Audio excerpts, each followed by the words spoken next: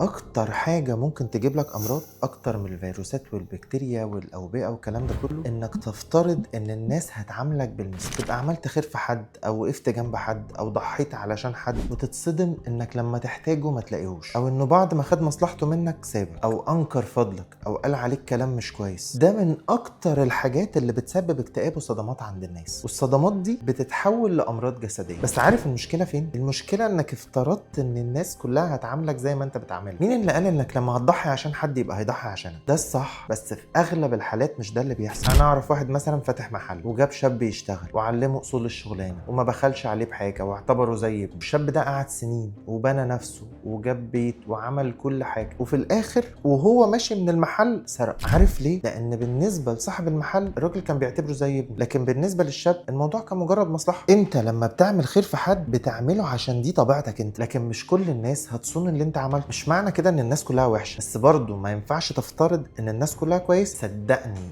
اكتر حاجة هتحميك من الامراض والتعب انك ما تنتظرش حاجة من حد عشان ما تتصدمش في حد. اعمل الخير وارميه البحر، صدقني ربنا هيردهولك اضعاف، حتى لو من ناس تانية او من حاجة تانية خالص.